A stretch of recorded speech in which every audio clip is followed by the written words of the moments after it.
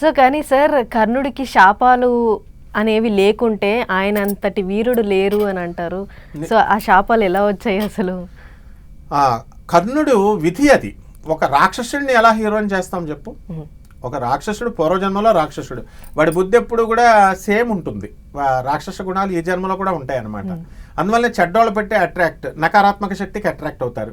ఇప్పుడు మనము ఎంతో మందికి ఉన్నది ఉన్నట్టుగా జ్ఞానం బోధిస్తున్నావు నువ్వు అమ్మా. ఎంతో మంది మంచి పండితులతో జ్ఞానం బోధిస్తుంటే కొంతమంది నరఘోష ఉంది, నరగోలు ఉంది, నరదృష్టి ఉంది, చేతబళ్ళు ఉన్నాయని చెప్తారు. మనం ఏమీ లేవురా బాబు, మొత్తం అలాంటివి ఏమి లేదని చెప్తాం. మరి ఈ ఎవరికి అట్రాక్ట్ అయ్యేవాళ్ళు వాళ్ళకి అట్రాక్ట్ అవుతారు. నకారాత్మక శక్తికి అట్రాక్ట్ అవుతారు వాళ్ళు, ఎవరైతే దుష్ట శక్తి ఉంటుందో. ఈ అర్జునుడు సకారాత్మక శక్తి కాబట్టి ఈ యొక్క శాపాలు లేకపోతే బాగుండును, నేను బాగా చదివి ఉండుంటే కలెక్టర్ అవుదును, నేను బాగా చదివి ఉండుంటే ఐఐటి వచ్చును అనడం ఇవన్నీ పనికి మాలిన స్టేట్మెంట్లు.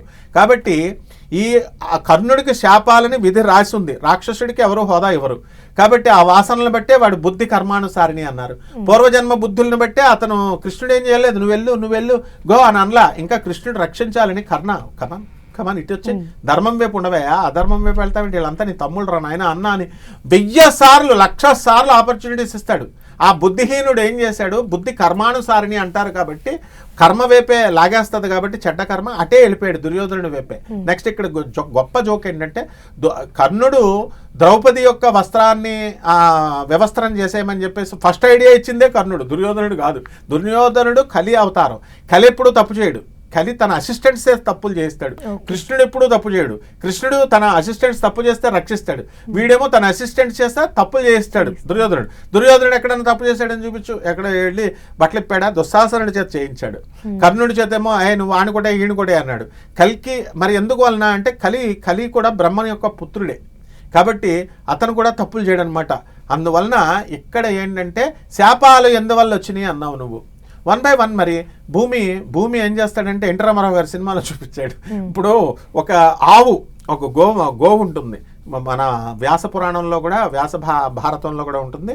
ఫస్ట్ ఏం జరుగుద్దంటే కర్ణుడికి చిన్నప్పుడు కవచ కుండలాలతో అయిపోయింది కదా, అయిపోయిన తర్వాత ఈయన వచ్చేసి ఇవి లాగేస్తాడు. ఒక బ్రాహ్మణుడు ఒక గోవు పిల్లని పెంచుకుంటుంటే ఆ ఆవు పెంచుకుంటున్నప్పుడు ఇంద్రుడు తన మాయాజాలంతో ఆ ఆవుని ఒక సింహం తరుముతున్నట్టుగా, ఒక పులి తరుముతున్నట్టుగా చూపించి, మహేంద్రజాలం అంటారు దాన్ని, అది చేయించి ఆ యొక్క ఆవుని ఆ పులి మీద వేసినటువంటి బాణం మాయమైపోయి పులి ఆ బాణం వెళ్ళి ఆవుకు తగిలి ఆ బ్రాహ్మణుడికి ఆధారమైనటువంటి ఆ గోవు చనిపోద్ది. అప్పుడు ఆ బ్రాహ్మణుడు శాపం పెట్టాడు, నాయనా నువ్వు నాకు ఉన్న ఆధారాన్ని తీసేసావు, నువ్వు చచ్చిపోయేటప్పుడు దిక్కుమాలను జావు చచ్చిపోతావు అన్నాడు. నెక్స్ట్ రథం, ఒక చిన్న పిల్ల ఆయిల్ పడిపోతే నూనె అనేటటువంటిది కింద పడిపోతే ఏడుస్తుంటే పాపం జాలితో కర్ణుడు ఏం చేస్తాడంటే ఈ పిల్ల ఏడుస్తుంది, దీన్ని ఏమైనా సరే సంతోష పెట్టాలి అనేటటువంటి ఉద్దేశంతో భూమిని ఇలా పిండేస్తాడనమాట ఆయిల్ని. అప్పుడు భూదేవి కోపం వస్తుంది. భూదేవి ఏమంటుంది, కర్ణ నీకు తెలీదా, ప్రకృతికి కొన్ని నియమాలు ఉన్నాయి, భూమిలో పడినటువంటిది భూమిలో ఇంకిపోతుంది, దాన్ని మళ్ళీ ఇంకొక రూపంలో నువ్వు తీసుకోవాలి తప్ప సేమ్ రూపంలో వెనక్కి తీసుకోలేము మనం కూడా. That is called as law of conservation of energy.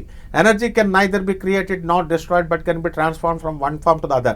ఒకసారి మనము బొగ్గుని కాల్చేసింది థర్మల్ ఎనర్జీ, మారిపోయింది, అగ్ని మారిపోయింది. తర్వాత అది కైనటిక్ ఎనర్జీగా, పొటెన్షియల్ ఎనర్జీగా మార్చేస్తాం, హైడ్రో ఎలక్ట్రిసిటీగా మార్చేస్తాం. మళ్ళీ పాత రూపానికి అది కన్వర్సబుల్ రియాక్షన్ అయితే జరుగుతుంది. బట్ ఇది కన్వర్సబుల్ రియాక్షన్ కాదు, ఇంకొక రూపంలో తీసుకోండి ఎనర్జీని అని చెప్పింది ఈ సూత్రం. దాని ప్రకారం ఈయన నియమాలకి విరుద్ధంగా ఈయన ఏం చేశాడు, ఇర్రివర్సిబుల్ రియాక్షన్ కూడా రివర్సిబుల్ రియాక్షన్గా చేయాలి, ఇర్రివర్సిబుల్ కాదు దాన్ని చేయాలి అని దీంతో ఆయన ప్రయత్నించి భూమిని గట్టిగా పిండుతుంటే భూదేవి శపించేసింది, అవసాన సమయంలో నీకు ఈ చక్రం భూమిలో ఇరుక్కుపోవాలి అని.